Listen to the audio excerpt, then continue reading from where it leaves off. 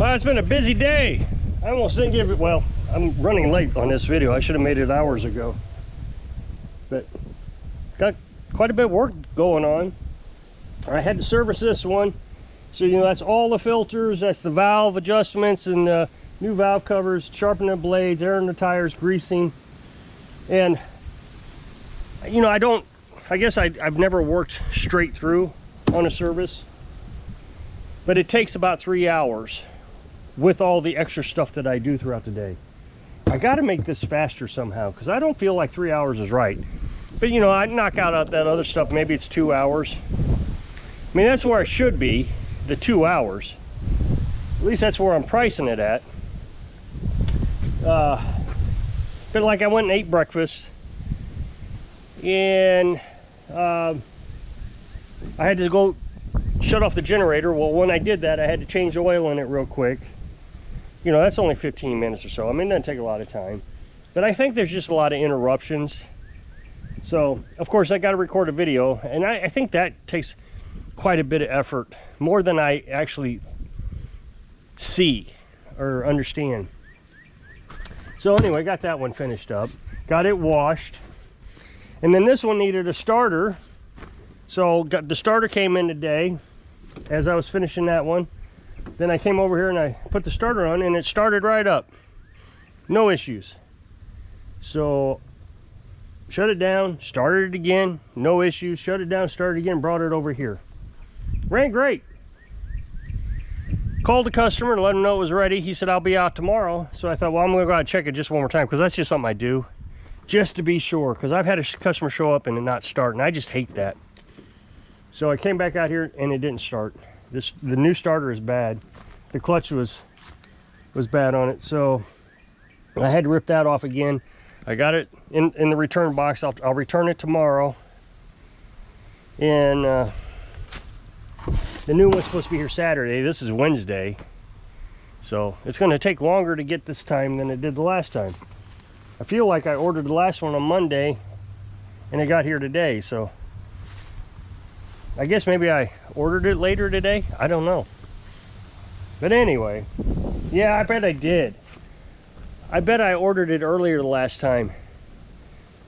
Then came over here and I had to, I did a huge diagnostic on this one. This guy said, I want it serviced, and he listed all the things off that he wanted done, which is, I already do all that stuff. And then just anything it needs.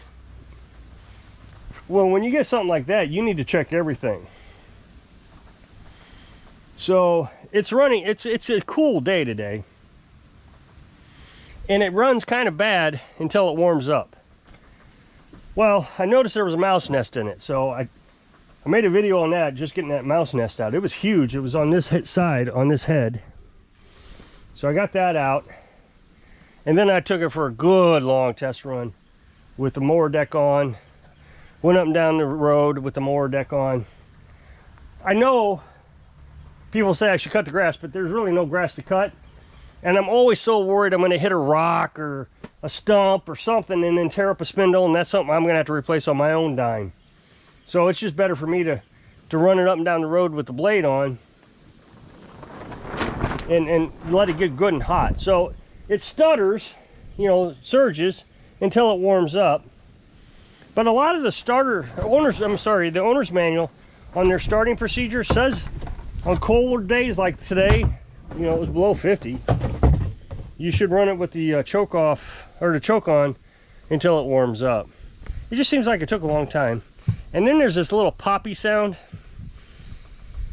and that could be from the mouse nest. You know, maybe it heated up the valve a little bit. It goes away. After 15 minutes, it had full power, everything was fine. But the loss of power and that pop tells me that the valve has got an issue. So I'm going to try to adjust it and see if that helps. But again, it's so cold that, you know, everything just needed to warm up. So, but it stormed last night. And as you know, just in case you don't know, you know, we took in those 2 stray dogs over the summer. And Red, kind of like a golden retriever type, was the first one to show up. And she showed up every other day. But the first day she showed up, she could barely walk. She was so starved. She couldn't hold her hind legs, she couldn't hold her weight up. Her hind legs were just shivering, just shaking. It was terrible. So we fed her most of the summer, but she never really wanted to get close to us.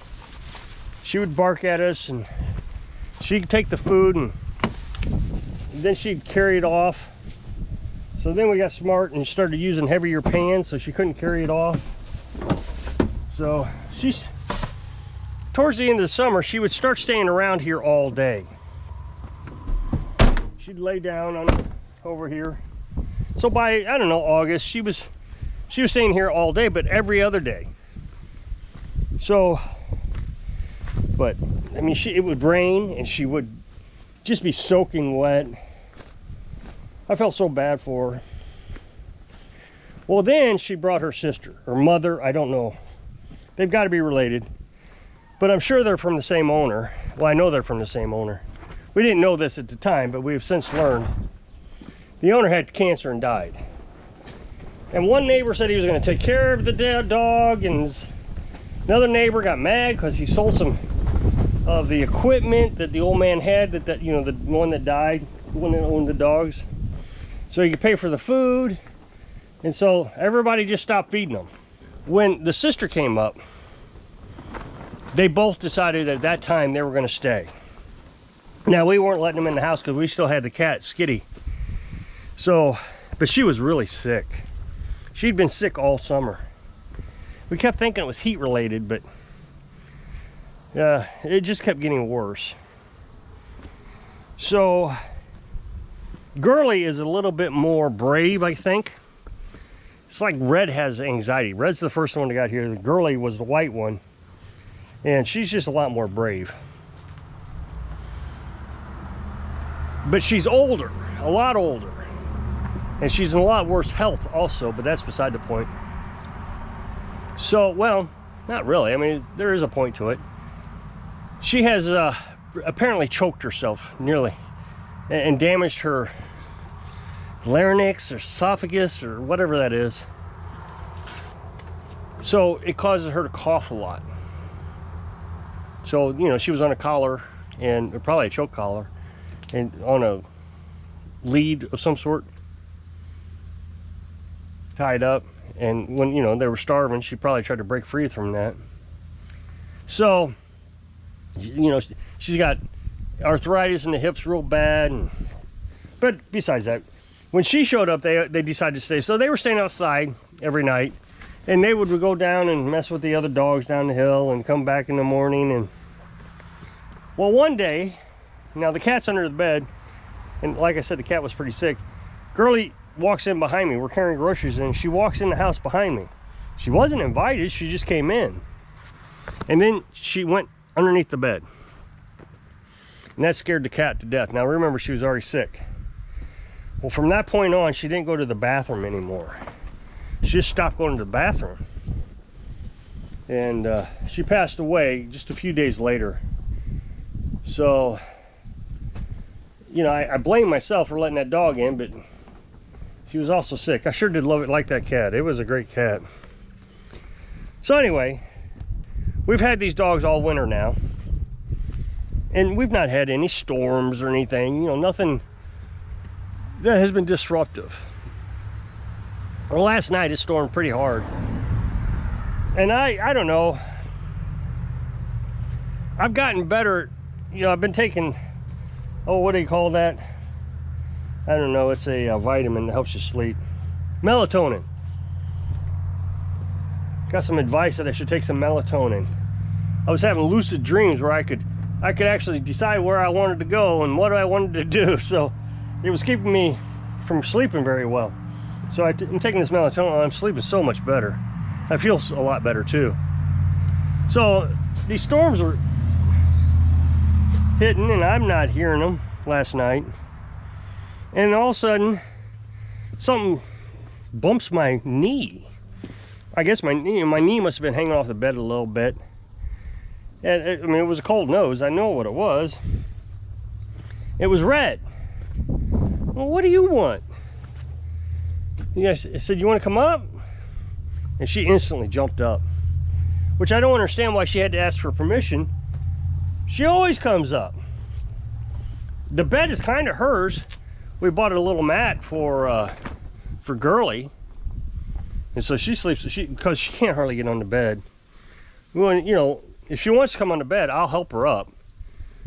But you know, the four of us, she tends to stay down on that little mat that she's got. Girly likes just staying outside all the time because of her throat. The cooler weather outside makes her throat feel better, I think. At least that's what it, you know, everything says that we researched. So,